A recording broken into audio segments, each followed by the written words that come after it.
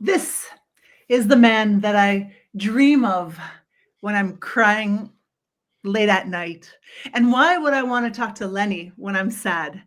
Because, Lenny, well, do you have an idea why thousands of people around the world think of you when they need a little bit of like an inspiration? Do you know that charm? 1,000? Thousands. You're kidding.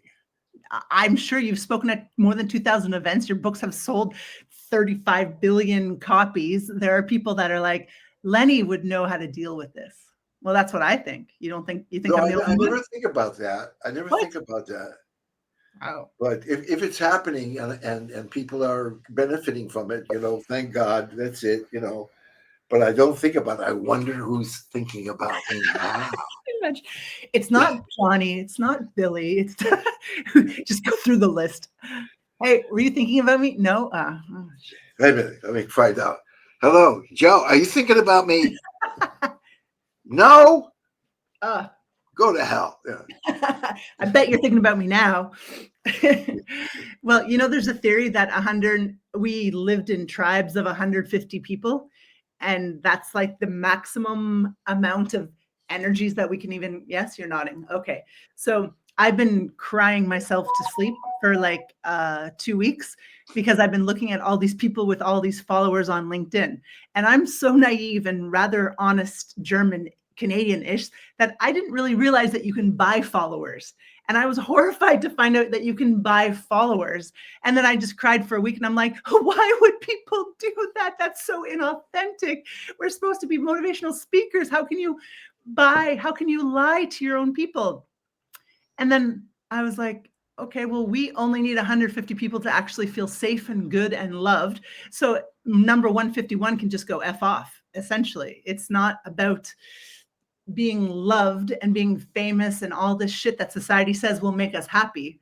It's really like it's so deep inside, and you're Mr. Gestalt Optimism man. So tell me about the inside that really is the key to feeling seen Well, and I didn't know that you could buy followers.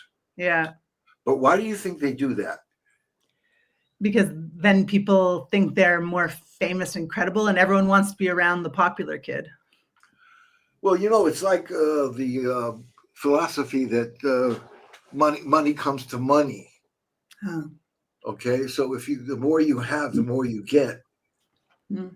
and so this is kind of like ideology or idea that if I want more friends, I just buy some, Yeah.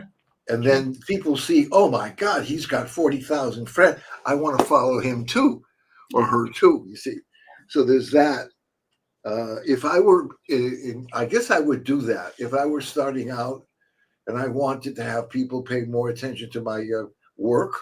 I probably would buy. I would probably, I would buy them and notice how nature works. It's like something spiritual that, okay, it's out there. People look at it and they see that you have friends, and so they come on too. They want to be one of the crowd. I think. I don't know. So you said the right words though. You said, if I want to draw attention to my work. And so that's what marketing is. Like marketing is when I think about buying followers, if I write a book and I pay to get it published, I'm also buying people who will now see my work. When I do an advertisement, I'm paying for people to see it. So I guess it's not so different buying followers as putting something out there because you want people to see it. So I guess I don't hate those people that much anymore. It makes, I guess I buy followers in a different way. I remember when I wrote my book, uh, I contacted thousands of people. I didn't buy them, Mm. but I sent out letters. Please read the book, and please go to Amazon and all that. To get more and more people involved in it, because it's like, they say if a tree falls in the forest and nobody hears it. Okay, you write a book and you put it in a drawer and nobody reads it. Mhm. It's the same thing. So you Yeah. got to get it out there. You got to, of course, that costs money. Sure, yeah, you have to do that. You have to. So what's number one on your mind, my kid? That's nice. I watched a movie about the Germans killing Jews in the Second World War, and I just cried for like hours. And it was like my boyfriend, who's very wise and very resilient, and he's half black, so he grew up tough, right? I'm like a softy, pathetic, like North American girl who got everything handed to her. And he's like, no, babe, you have to look at the beauty of the film. Look at the kindness of all those people who saved those few Jews. And I'm just overwhelmed by the sadness of the hate against anyone, right? And then I feel the hate inside of myself. Like I hate a couple things and a couple cultures. I'm not going to say them out loud, right? But I fucking hate those things that some people do. And, you know, like with so much hate, like why do we laugh? Are we allowed to laugh, and must we laugh? That's a very interesting observation.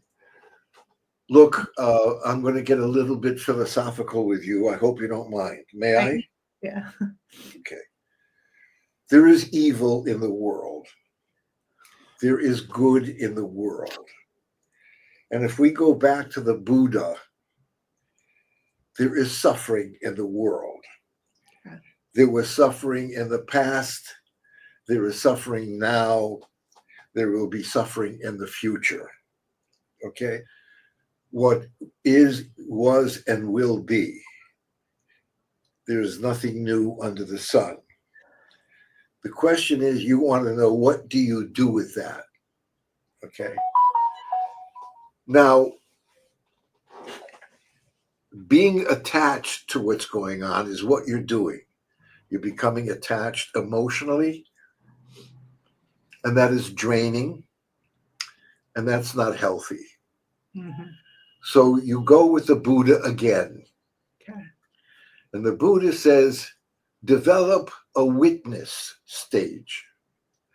Because, okay, you have two figures right now looking at me and you right this moment. There's also my witness that's standing on my side.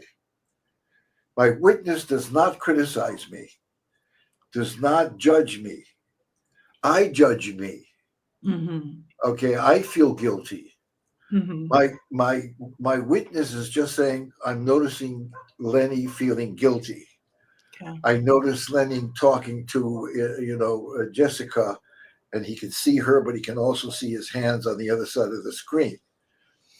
When you develop those two, but look, it's easy to say, but it takes a lot of work. So all you do is listen to your witness once in a while and say, like, okay, Jessica is now eating diet cookies. That's what she's doing. No judgment, no criticism. That's what she's doing. That what is. She is really enjoying those cookies. Okay, I'm your witness now. Okay. Now she's going a bit unconscious. Uh-huh. And she's not aware of how many cookies she's eating. Yeah. Because she's in a trance, what it's called a dopamine trance. Mm. Okay? And pretty soon, I know Jessica, I'm her witness, in about a minute, she's going to start feeling guilty. Mm. That's her pattern. Mm-hmm. So I noticed that she's going for the guilt, and now she's going to tear herself apart and tell herself how disgusting she is and how overweight she is and all those things. Mm. And the witness is just watching this. Now, what does the witness give us? My witness, I'll talk about my witness, okay? I have to have my witness. It keeps me balanced. Because if I didn't have my witness, I would fall into the pit that you are in now. Mm. You are in a hell pit. You can't sleep at night. You cry all night. You hate these people. You hate the sadness. You can't believe that people could be that cruel to other people. You can't look evil in the eye, okay? Which is one of the most bravest things, because most people in the West won't believe that there is evil. There is Yes. this thing, this belief of us Westerners that all people are basically good, which is the biggest bullshit that ever came out of the universe, okay? We're bad. We're evil. We got to be educated to be good. We got to be educated to be kind. Okay, I educate my kids. I remember when I was teaching drama, and one of my kids called another kid a name. And I should, as a father, I should come over and say, apologize to him and tell him you're sorry that you did that. And I didn't. And I look back like 40 years ago, 45 years ago, why didn't I tell him then to be kind and teach him to be kind? As it happens, he turned out to be a kind person in spite of me, because he married a good woman. Okay, so let me give you an example. Where does the laughter come in? And the humor, okay? You cannot have humor when you're attached. You're looking at cruelty. You're looking at people being abused. You're attached. It's having an emotional impact on you. Yeah. Okay, let's go back to the Buddha again. Oh, yeah. And he says you have to remove yourself and go into the witness state, because you can't have a good life by being involved. You have a good life by knowing that evil exists. Okay. And you go back and say, I'm observing it. Once you begin observing, let me give you an example. Okay. I'm going to be 90 years old. And at my age, shift happens. Okay. And you wake up in the morning and you have no idea what you're going to see in the mirror. As a matter of fact, looking at the mirror at my age is a very bad idea. So I look in the mirror and I notice my left breast is like 3 times as big as my right breast. And my witness is going, Lenny is looking at his breast, and it's 3 times as big as his right breast. And then I come back into myself and I look in the mirror and I said, oh my God, I become transgender overnight. And you can't do that if you're involved. Oh my God, I'm going to die. I got cancer. Oh shit. You got to have that distance. You're going to have that. I forgot what he calls it. The Buddha calls it to be disengaged. It's not exactly disengaged. I'll come up with the word. Detached. Oh, thank you. Detached. That's more spiritual. Anyway, so I go to a doctor. And Lenny's taking himself to a doctor because he wants to take care of it. Is he afraid of death? Is he afraid of dying? Is he afraid of the doctor saying, you got 6 months more to live? Fuck no. I've had a great life, 89 years, thank God. So I go to the doctor anyway, mostly to please my wife, because she's, get your ass to a doctor. Yeah. And I lift up my shirt and he sees it and he doesn't react. He says, that's normal. I go, normal? Yeah, guys your age, here we go. Guys your age lose the masculine hormone, which is called testosterone. And I'm like, spontaneously, by being detached, I look at him and say, Doc, I lost all my testosterone the day I got married. Okay, this is what the humor comes in, because you have a space. Yeah. You have a space where you can breathe. Okay, this shit happens. You are going to die. You are going to get sick. You are going to, you have no idea what your body looks like when you get to be my age or what it feels like. But rather than suffering it, you have that choice of suffering it. Yeah. Or you have the fun of taking it, not running away from it, not deflecting it, accepting it, and just watching it. I watch myself on the way to the toilet. Mm-hmm. And so I come up with the idea, what does it feel like to be 89? Okay, I watched myself walk to the toilet yesterday. So my life now is like an action film. Okay. Not get involved. Oh, am I dying? I can't. Oh, like, why can't I be like I was 17, play basketball again? This is the way I'm walking to the toilet. Okay, so why is this an action film? Because in an action film, the hero always gets a bullet wound in his stomach. Yeah. And a bullet wound in his shoulder. Yeah. And he's got a knife sticking out of his chest. Yeah. But he's got to make it to the burning house. Okay. To save his wife. Yeah. And this is me at 3 o'clock in the morning on the way to the toilet. Oh, no. Okay. So I'm exaggerating. It's not sad. It's sadness mixed. I mean, you can't have one thing or the other. Okay. That's a paradox. There's what we call the yin, the yang. The yin and yang is not separate. Yeah. You take the sadness and you take the lightness and you put it together, and you've got something to deliver to other people. Yeah. That is digestible. They can, oh my God, the same thing's happening to me. Look how he's making fun of it, you know? Yeah. How he laughs at it. I even did this. I had 3 heart attacks. Oh. And you know, and you mind if I keep talking? No, I love it. That's what I'm paying you. Okay, so this is what happens. Okay, now I'm telling you that if you develop this witness, it's not hard, but it's so hard to keep it up. Okay. And to remember, whenever you go down, take the witness and observe yourself. Oh my God, Jessica's getting into bed and she's crying again for the world. Yeah. You know, because people are dying.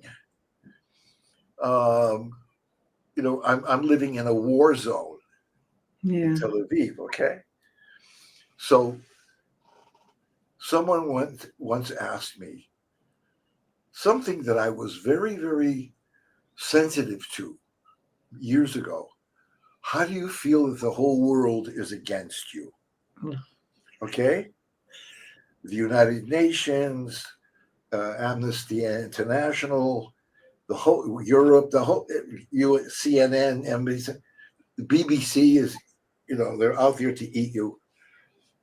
What does it feel like? And I got my witness looking over and said, does that bother you, Lenny? And so I just flipped it. And I said, I always wanted to be famous. Yeah. Okay. Mm-hmm. What's happening to you right now? Something's happening to you. Just take a deep breath and tell me what's going on. Mm-hmm. Take a deep breath. Hmm.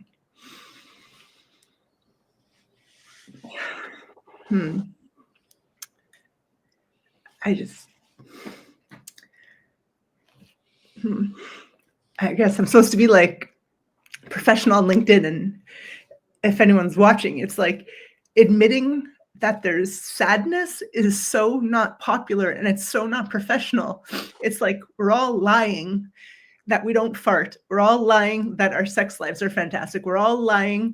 We're all lying about everything. And if we all would just stop and be realistic, it would just be so much easier for everyone. You know, like this honesty, radical honesty is what I learned in Berlin, right? And the Germans are very good at radical honesty. Hey, you look fatter than last year. Yeah, I am. Okay, great. Is it the pork? Is it the pretzels? Yes, it is. Okay, we'll exercise more. It's so straight. And I really love that. And I hurt a lot of people's feelings when I do that.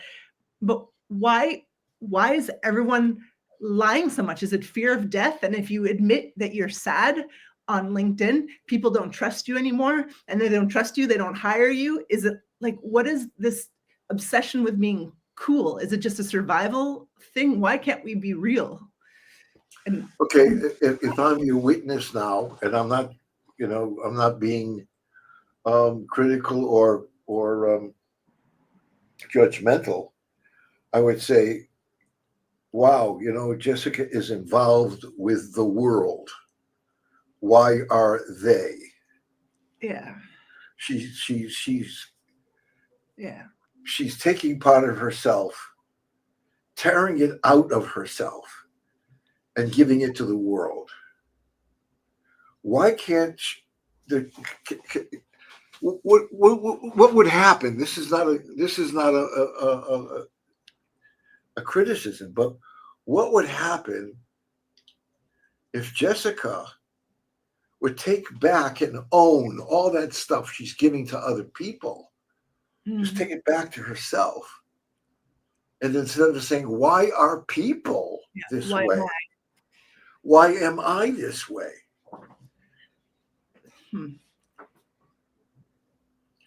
And what is not authentic about crying? Crying is probably the healthiest thing we could do. Laughter and crying is a catharsis. It's a cleansing, and so is being depressed, and so is being elated, and so is being scared, and so is being anxious. I'm the witness. I look over. She's anxious now. Well, she's saying to herself, "I shouldn't be anxious. I've done this before." Oh, I noticed that she's talking to herself and criticizing herself for being anxious. I wonder what she's going to do with that now. She could change the word anxious to excited. That might help her. Yeah, I'm excited. Okay. So, how do you feel? I feel like I'm embarrassed because I know all these things because I recognize that it's very Gestalt. It's never the world. It's always me. So if I say, why am I so afraid to show myself? Why am I so afraid to admit that I fart? Why am I so afraid to admit that I feel sad and I eat too many cookies after a really sad movie? Why do I? And then the answer is too painful. So it's easier to like project on the world and then do nothing about it, right? So it's like, why do I feel this? If there is actually evil, then I never allowed myself to think that, because the hippies tell you everyone is good, everyone is perfect. You just don't realize it. Self-love. What delusion! I know, it's so shit. It's such stupid. There is both. There's the yin and the yang. Yeah, but you don't sell. There is evil, and there's nothing dishonest about crying. There's evil. It's the most authentic thing. And what you're doing right now on screen, live, in front of anybody who might be watching this, we have no idea. We might be doing this alone, but who gives a damn? As long as we're together. As long as we're together, it doesn't matter at all.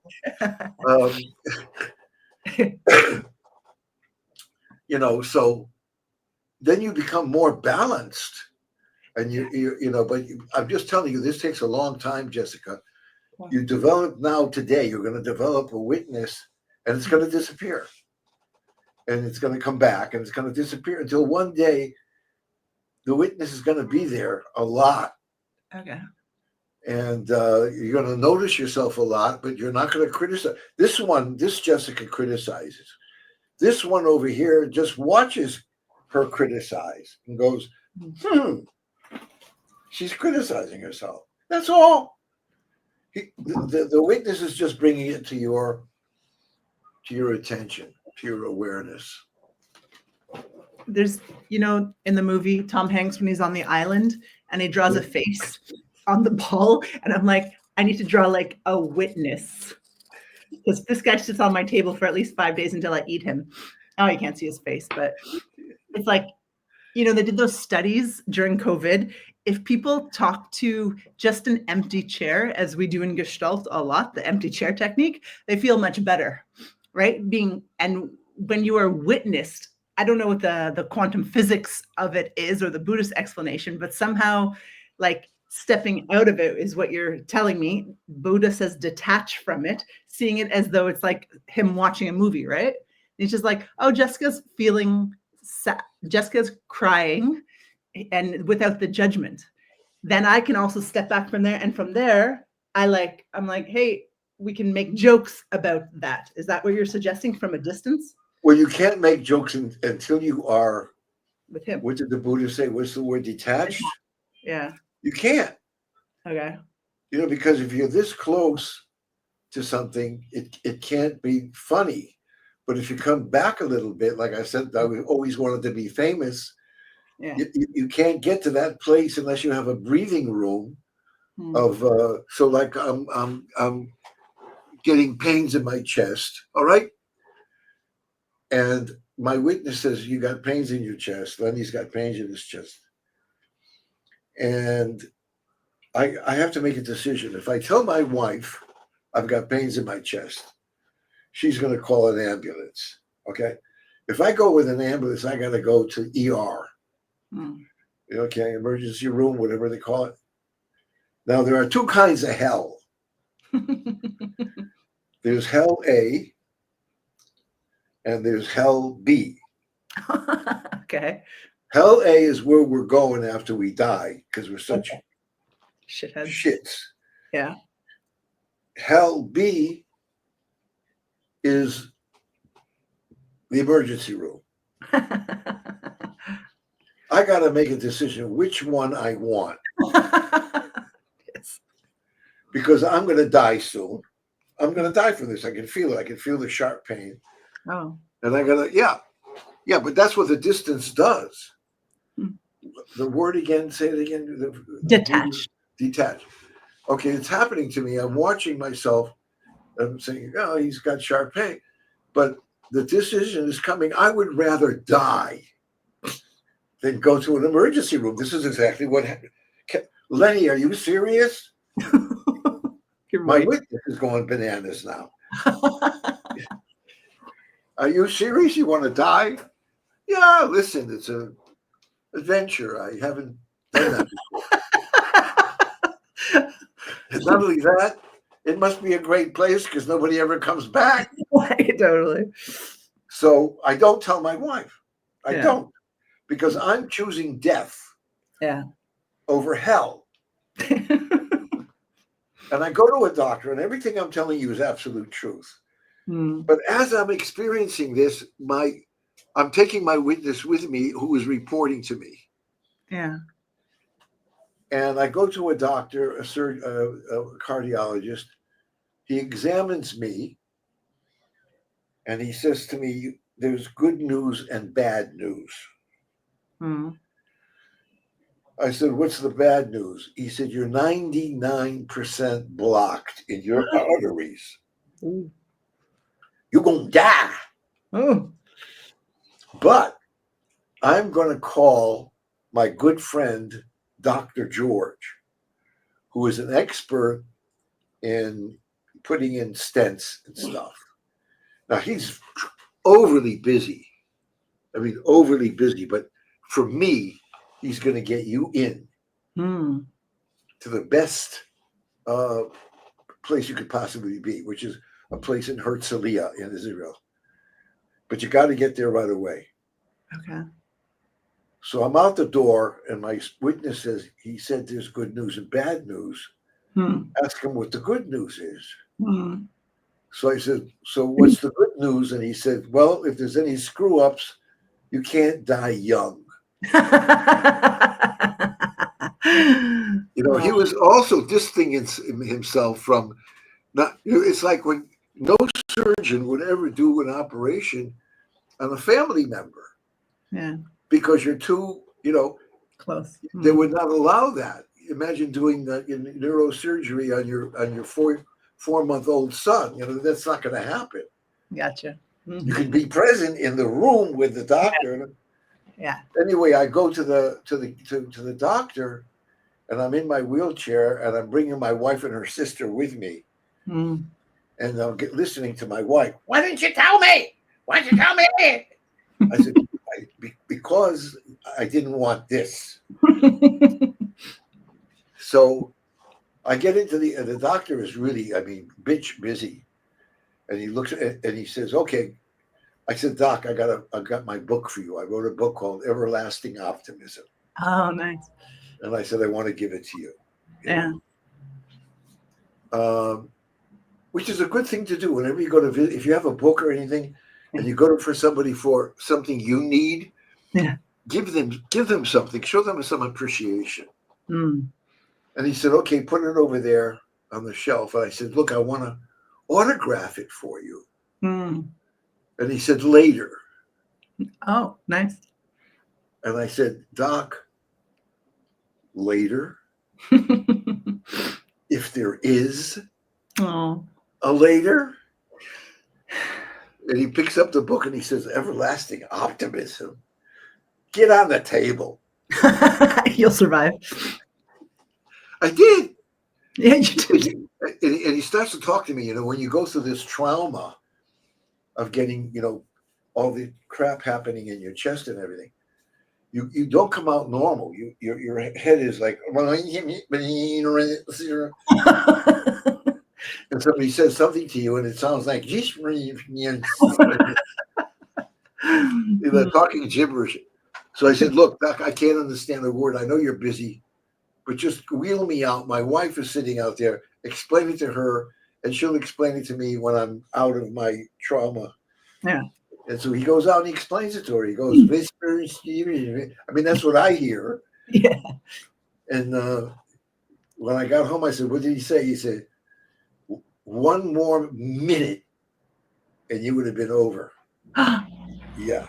Whoa. Okay. So what do I do with that? As the witness, it gives me that removal, not to be so close to the reality that I can't see the funny in it. Everything is funny. It's like Einstein said, either everything is a miracle or nothing is a miracle. Oh. Everything is funny or nothing is funny. Oh, interesting. But you have to have that distance. You can't be too involved. I think even Charlie Chaplin said, tragedy up close is tragedy. Tragedy at a distance is comedy. And the detachment, the ability for you is because you are okay with your own death, and thus you've stopped crying about it. I can't make a joke about something that I'm still crying about. So that healing, that maturity, that meditation, that whatever I need to get to the observer state is what makes me see everything as funny. So a very spiritually evolved person who has very few fears, who knows themselves well, who's in touch with their God, they could be one of the funniest people around because they're not attached to any of the shit that happens on earth.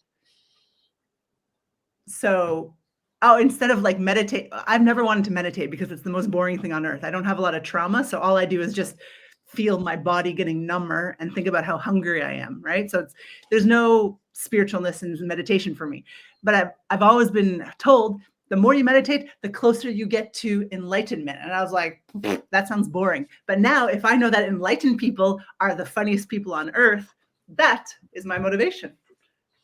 Because I like to be there funny. You go. And when there's a dictatorship, the first thing that goes, the first thing that is killed or put into prison are the comics. What? Check it out. I didn't know that. Oh, yeah. Check it out. If you go to a dictatorship, like for instance, in Egypt, they had a comic. I forgot his name. He was a really good comic. I forgot his name. But if you look it up, your Egyptian comic, they threw him out of the country. First of all, they threw him in jail. Yeah. And then he was well known enough, so people got him out of jail, but he can't go back to Egypt. Oh. And in any other place, you get a comic, you got the truth. You get into the king's fool. Why did the king always have a fool? Hear the truth. Because the fool was cruel with the king's ego. Ah.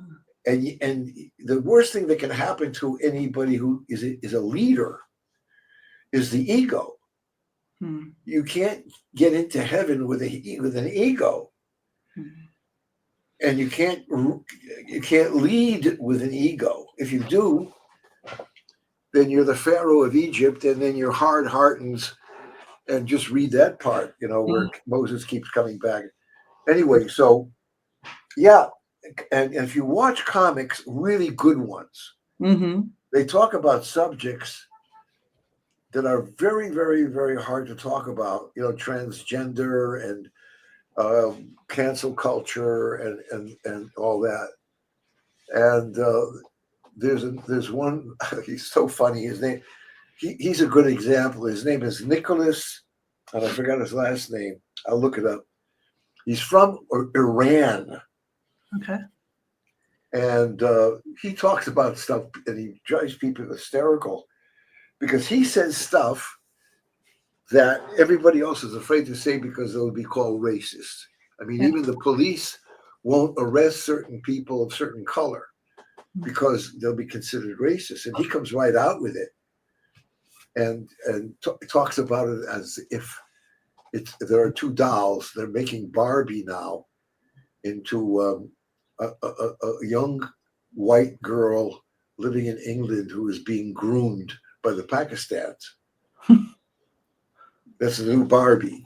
Uh, And then he's got Ken, who is that meek, disgusting police officer that didn't come in and arrest that group.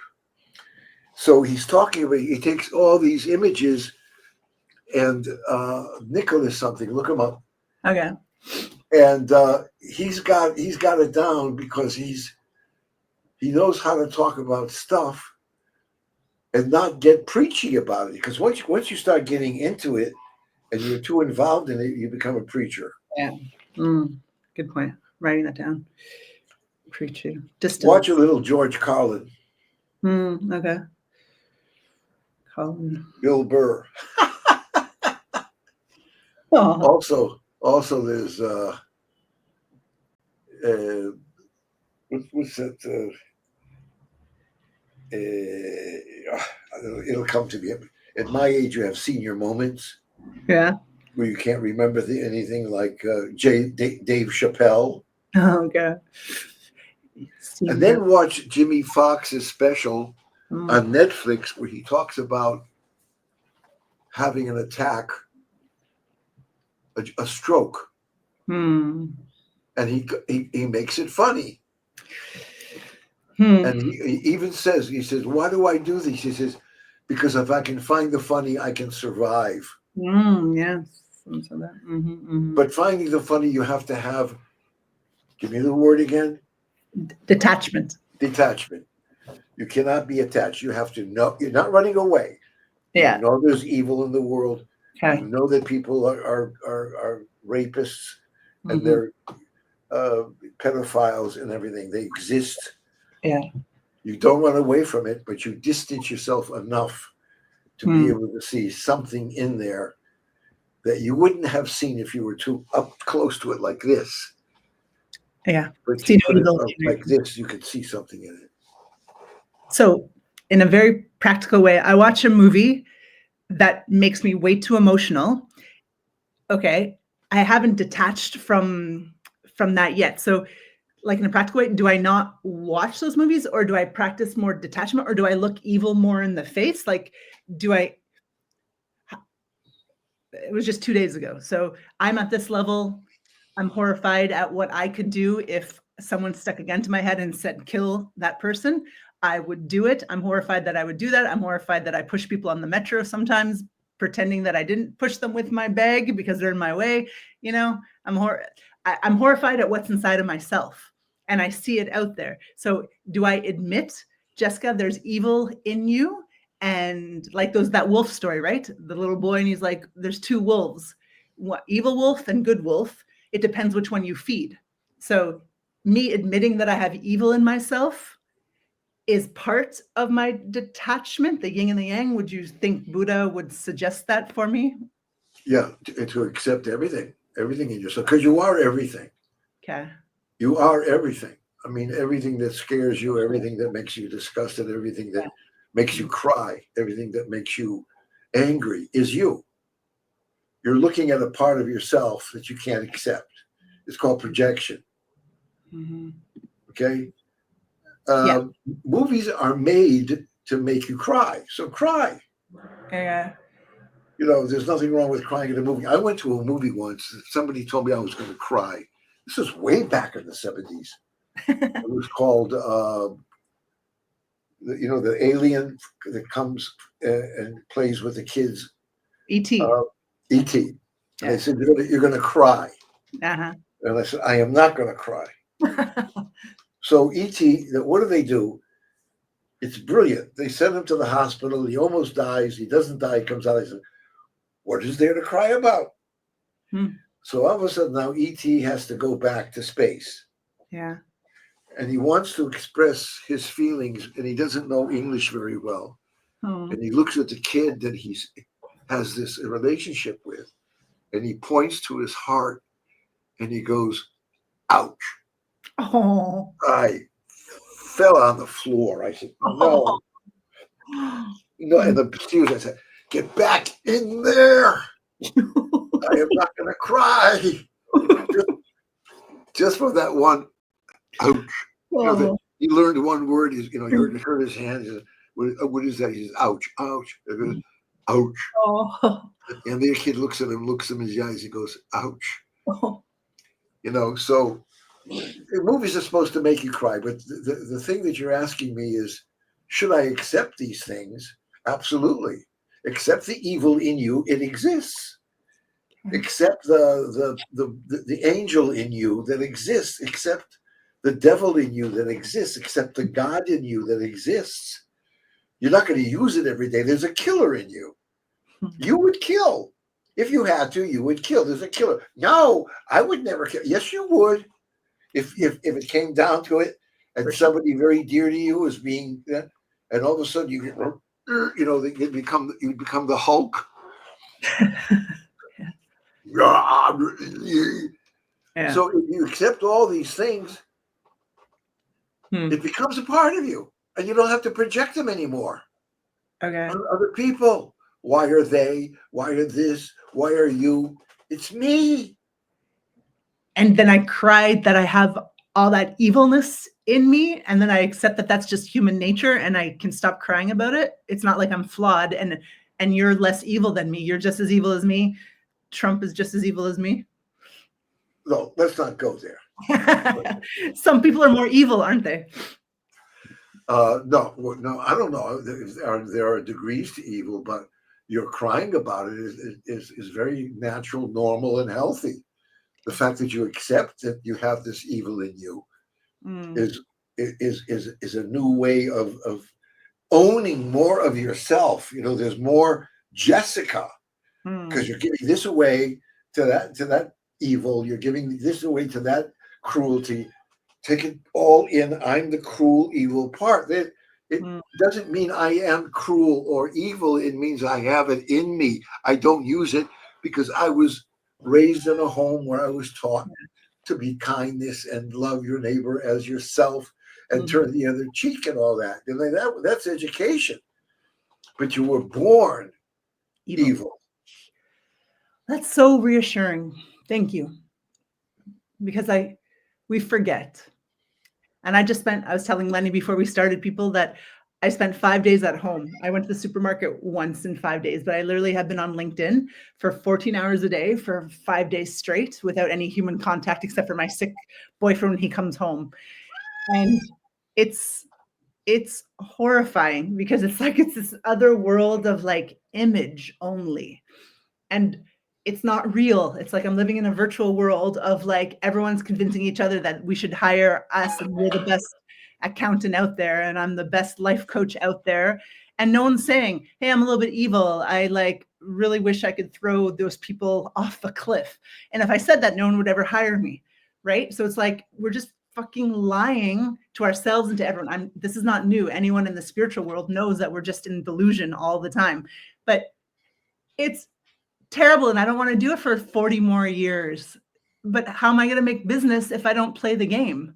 Did you play the game and pretend you were cooler than you were to get your great career? Or were you just I'm part evil and I'm part awesome, come for the ride and let's learn some tricks?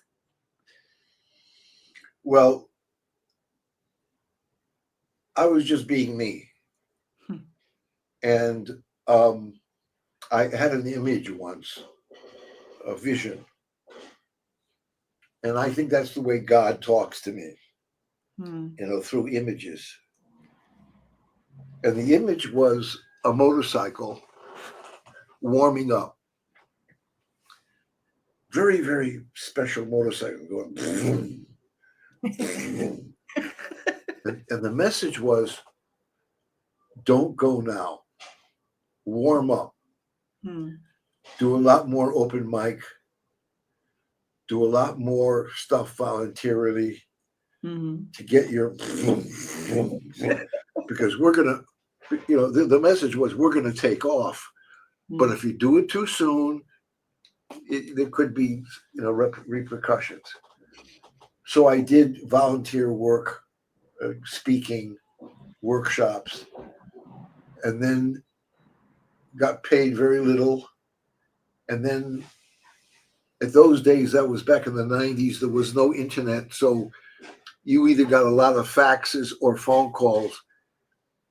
And there's a saying in Hebrew that your name goes before you.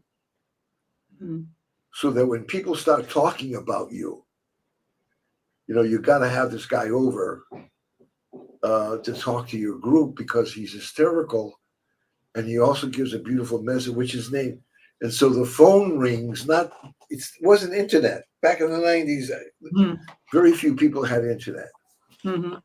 And, my wife would come home, and in those days, the faxes didn't, just not one piece of paper and then another piece of paper.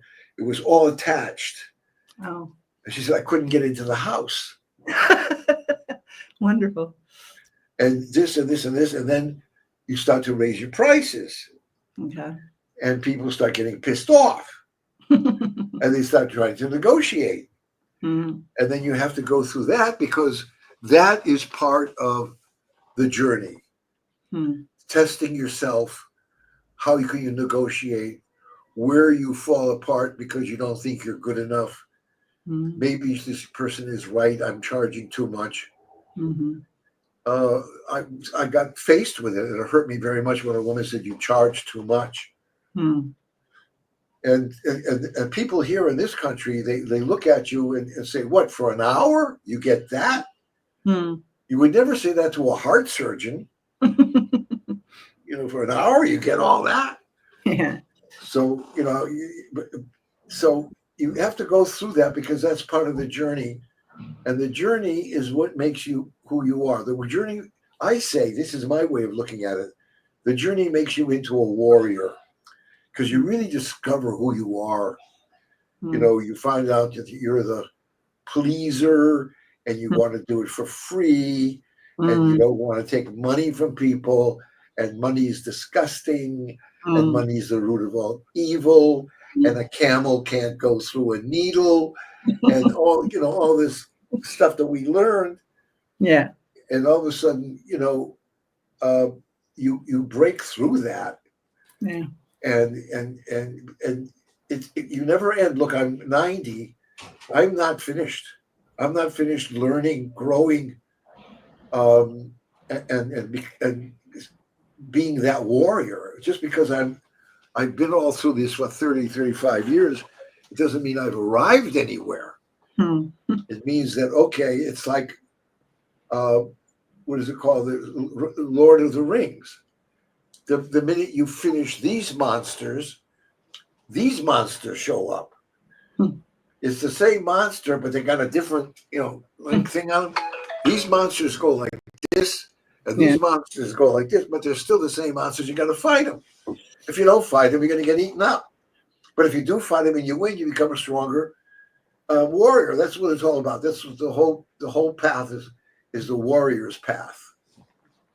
Wow, that makes it so beautiful because I'm either, if I'm going to find out the things that are holding me back, I'm not going to find them out by taking the easy route. And then they're just going to live, those monsters are going to keep living there. But if I take the hard route, which I don't want to do the sales calls, I don't want to get rejected, I don't want people to tell me you're not worth it. I want to live in my perfect little world where my ego is safe. But when am I going to grow there? What am I going to do for the 40 next years of my life? I don't have kids. I don't have a wife, right? Like, what am I going to do? So it is very spiritual to actually go along this path, because I'm going to take it as a spiritual journey, as a warrior, and face all of that. Now it actually seems fun. Look, I have another Zoom in 10 minutes. Yeah. And Okay. I want to thank you very much for having me on the show. And I would be ever so grateful if you have anything else to talk about, that you would invite me on or whatever. But before I go, I just want to say just a couple of things. Okay. You're saying with the next 40 years. There is no next 40 years. Oh. There's only now. Stay here, stay now. Okay. That's all there is. What I want to be doing in 40 years is none of your business, because that's already been taken care of. And there's nothing you can do about it. And the other thing you were talking about is selling yourself. Let me tell you what I learned from Jack Canfield. You ever hear of Jack Canfield? Yeah. I went to one of his workshops and he taught me a formula that I'll never forget. Oh. It's called SW.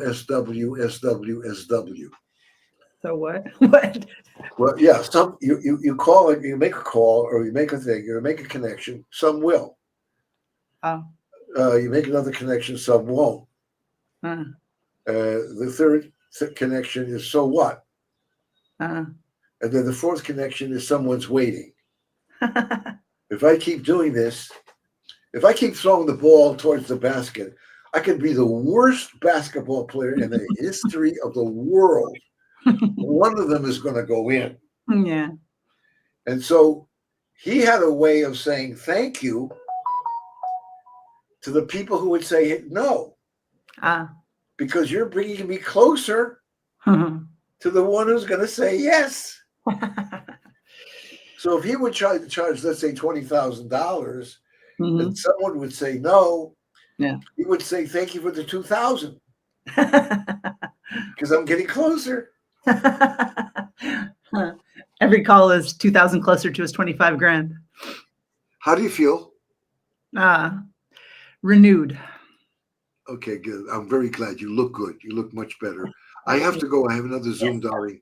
I love you, and invite me back anytime. Yes. And I think what you're doing is awesome. And I've seen you work, and you don't give up. You're just on stage all the time. And keep learning and keep growing. And there is no 40 years from now. There's only now. And just listen to the messages and keep your witness over here. And if your witness ever criticizes you, say, out of here. I'm going to eat you alive. You report. Your job is just to report. Report. Love you, kid. Take care. Okay. Bye, Lenny. Well, that was it. I called him 2 nights ago and said, I need to talk, because anyone who can put humor in life situations is gold to me. And I'm, I guess, feeling so much better, I was feeling insecure that I cried in front of you guys, and now feeling proud that I cried in front of you guys, because it's part of the journey, right? So hope to see you and meet your evil and your wonderful side. This is the Human Broadcasting Network, and I am Jessica Breitenfeld. And if you like that, stay tuned. We'll have lots more coming. And I might even ask you to do one, because everyone has something great to share, right? Ciao.